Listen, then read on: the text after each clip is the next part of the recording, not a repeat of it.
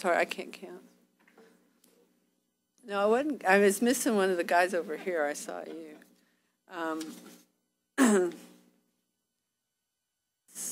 Okay, so we're going to receive a presentation related to the CSISD Texas Academic Performance Reports for the 2015-16 school year. Dr. Ely. Thank you, Dr. Yokin, members of the board. For decades, the Texas Education Agency has put out annual reports on the condition of schools and school districts across the state, looking at things like student performance, staff and student participation, and financial indicators. What was known as the Academic Indicator System several years ago was changed to the Texas Academic Performance Report. We receive that in the fall of each year, and we have around 90 days to publicly present this in public hearing format to the board and follow this up with a detailed report that will go on our website. So with the report satisfying the public hearing portion of that, tonight is Molly Perry, Executive Director for Student Services and Accountability. Ms. Perry.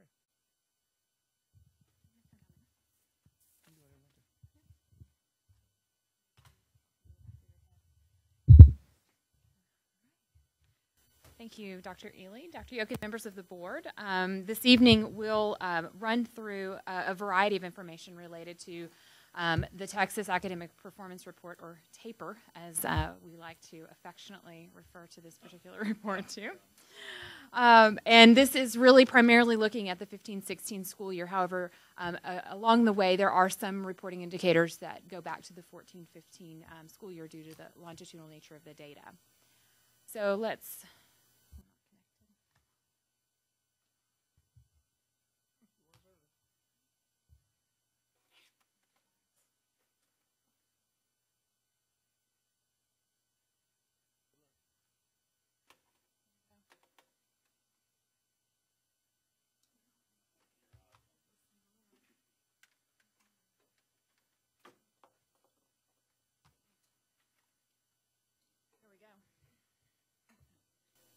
We'll go corded tonight. How about?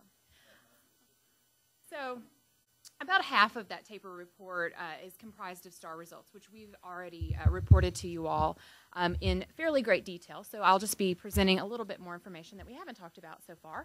Then we'll really focus in on some of those post-secondary readiness type indicators, and then finish up with looking at our staff and student profiles as a district, and then talk a little bit about how these results will be shared.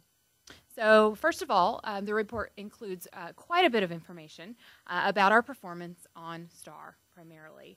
But we also are looking at different kinds of student data, looking at our demographic information, as well as breaking down our teacher information and staffing across our programs.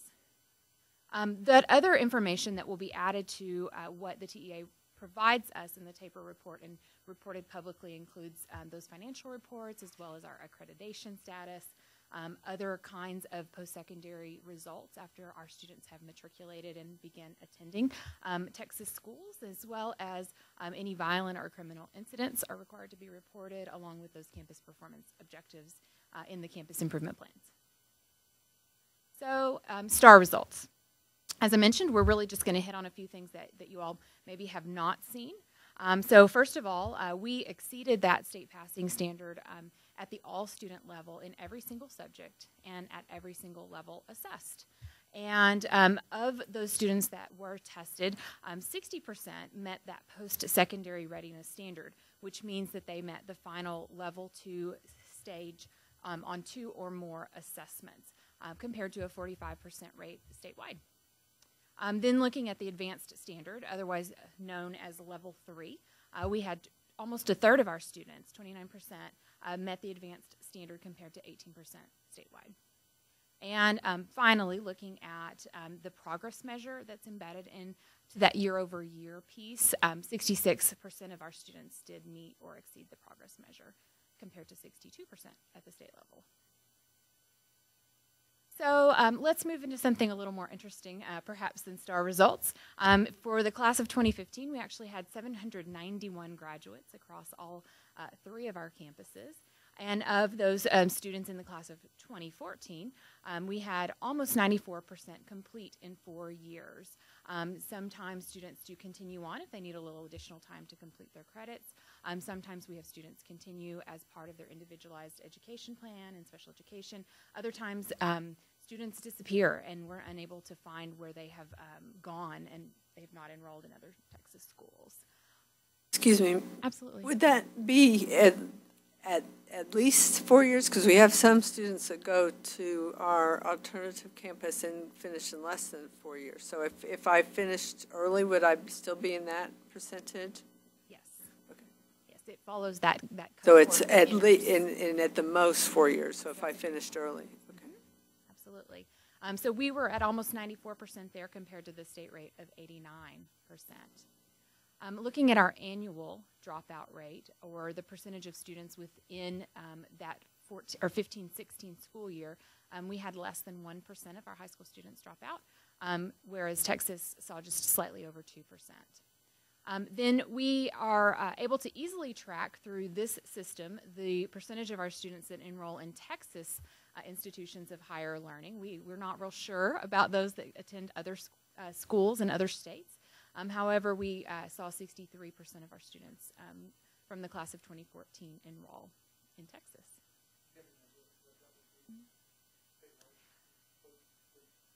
Oh, the state rate? I can certainly pull that for you. Yeah, it's a little higher than the state rate, but not significantly, I recall. All right, so let's look in other areas of post-secondary readiness. With advanced dual credit completion, that's looking at students who have completed courses that are either AP or dual enrollment, meaning they're dually enrolled in college credit and the high school course. So of all of our high school students, grades 9 through 12, we had just over 30% actually complete some form of dual credit. If we were to look just at 11th and 12th graders, that number is over 50% because that's where the majority of those courses are loaded. Then looking at our graduates from the class of 2015 that completed AP courses and were considered AP course graduates, almost 42% of our students met that criteria.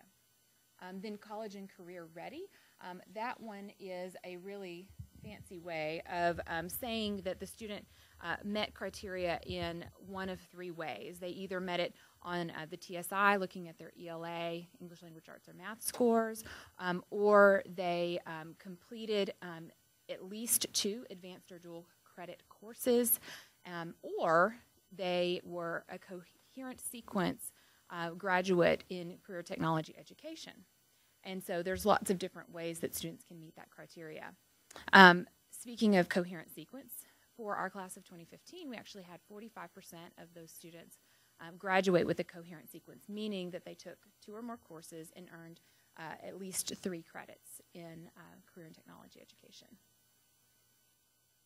How does that measure relate to the, I think it's degree plans, they're not called that. Endorsements, thank you. How does that relate to the endorsements? That's a great question. So the coherent sequences within career technology have been around much, much longer than House Bill 5 or endorsements. And so really when House Bill 5 passed, we sort of had to marry those 2 ideas together because they are quite intertwined, even though in some ways they're still separate. We code those students based on the sequence of courses that they're taking and whether or not they're related. Sometimes those lead to an endorsement depending on the field of study. A little bit. Yeah. So most of our kids will graduate under the plan with an endorsement. This is kind of a finer tooth comb. This is not, these are kids who are taking courses in a particular area, say health science technology or culinary arts, and they're taking multiple levels within that narrow strand. So that's what we're really trying to catch here with the coherent sequence grads. And then we'll have a much larger number of folks who will graduate under an endorsement. And just for a total number of kids taking career and technology courses, about 2/3 of our kids at the high school take at least one career and technology class. So we have large programs and very successful programs and a lot of kids taking part in those. So are some of the career technology courses also could they also be in the dual credit? Yes. So they could be counted twice, right? Yes, some of these do have some overlap, yes.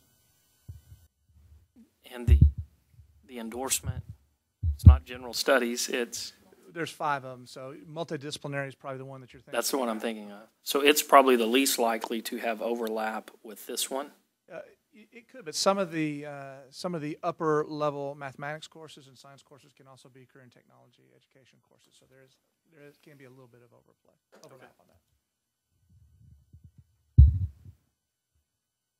So then looking a little more closely at our advanced placement, across all of the subjects assessed, we had almost 30% of our students participate in at least one subject of an AP exam.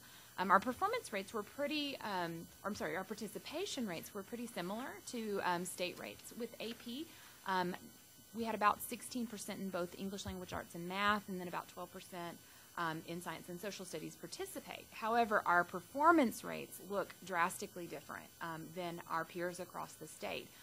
We had over 83% of students meet the criterion in all subjects compared to that state rate of just under 50%.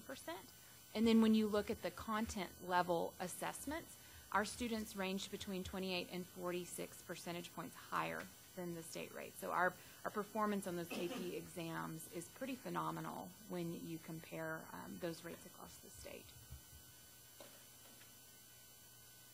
Then looking at ACT and SAT, we sort of see the flip here. We have lots and lots of participation in SAT, ACT. In fact, almost 77% of our students in the class of 2015 did participate in one of those exams, compared to just over 68% at the state level. We had almost half of those students that participated score at or above the criterion, which is double the state rate of just under 25% of students meeting the criterion. So it is a set score by ACT and SAT considered to be college ready. So that score does vary depending on where they set that at the College Board level. Then our average score for SAT and ACT both fall comfortably above that state average. Okay, sorry. This involves this, but also the previous one about participation rates. And it looks like on some of this we have a higher participation rate than the state, yet back on the AP one we had a similar. Why do you think that is? That, there are a lot of ways to state it, but why isn't our AP rate, participation rate, higher than the state participation rate? That's a good question. Do you know the answer to that one, Dr. Lee? Well, one of the things that she looked at, one of the things that she reported was only English, language arts, mathematics, science, and social studies. We do offer a number of other AP exams, and when you think of the foreign languages, Spanish 4, Spanish 5, Art 4, so there's a number of others that we probably do that maybe other school districts don't, and do have a pretty high rate. Because I think the overall one was 29% for participation, right? Yeah. You asking or telling? No, I'm telling you. You can get it. You can take the AP test in psychology. Yeah, psychology is one. Mm-hmm. So, but Mrs. Perry only reported down there. She broke those out in bullet 2, just on English language arts, math, science, and social studies. So you can see across all subjects, we're about 1 in 3 taking an AP test. Okay. I just wondered if maybe our offerings of the various levels of classes, is that consistent with statewide offerings like the honors class? I would say we probably have more programmatic offerings in various levels in our high school courses than many do across the state. Because you think there's a lot of smaller schools, smaller high schools across the state. So they may have only an on level and an AP, and we have other levels in between. Okay. Thank you. All right, so let's shift gears and look a little bit more closely at our staff and student profiles.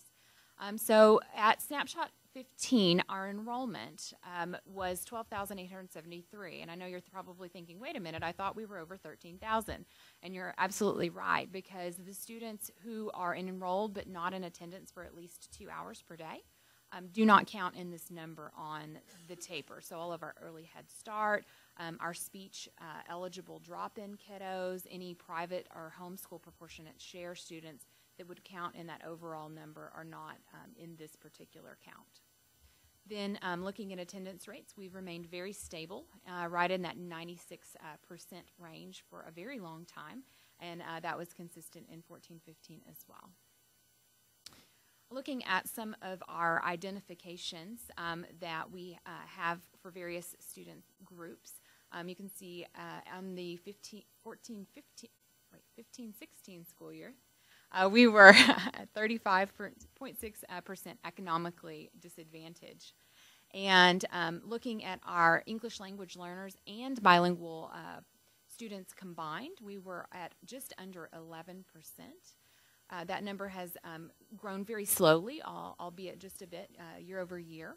Then 26.4% of our students were considered to be at risk under one of the 13 criteria for potentially dropping out.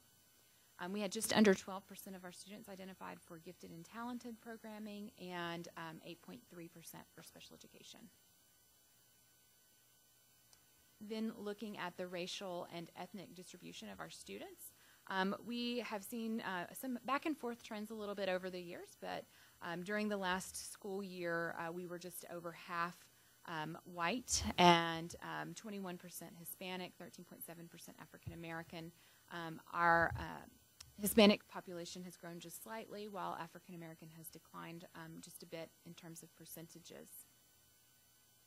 And then looking at our teacher profiles, we had 878 and 1/2 teachers. Yes, we have half teachers sometimes, half time anyways.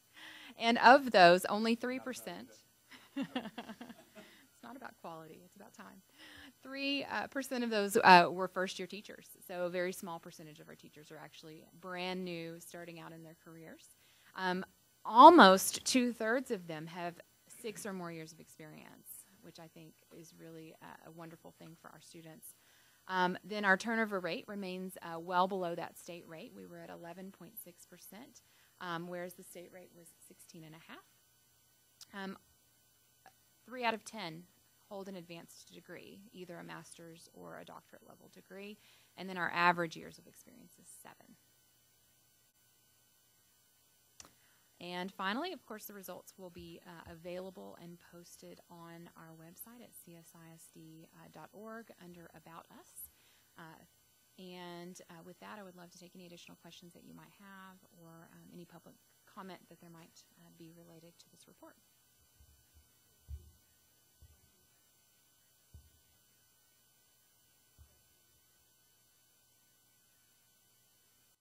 Can we go back to that one slide on the at risk? Just want to make sure I had, was that one before that?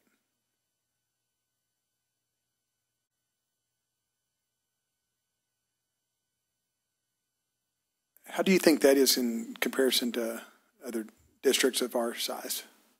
That one just, for some reason, hit me pretty good. Significantly lower. I can get the exact numbers if you'd like. To qualify for at-risk, there's 13 indicators. 6 of them are for elementary schools, 6 of them are for secondary school students, and one of them is for K through or Head Start through 12. And so it does look at things like failing the STAR exam, 1 or more sections of that. The interesting thing is when you get on the list for failing, you don't get off the list for passing unless you pass at 110% of the standard, which is kind of interesting. So you have to not only pass it, but really pass it. Pregnant parent, English language learners, having failed a grade, or not being promoted. So there's a number of different things that are involved on those lists. Okay, pregnant parent. So Will would have been at risk when my youngest was in gestation. Oh, the student. Okay, got it. Or the student is a parent. That's what I get. No, I was thinking. If I'm sorry. I went real fast on that. I'm sorry. Okay. The student is pregnant or the student is a parent. Okay, thank you. Will you?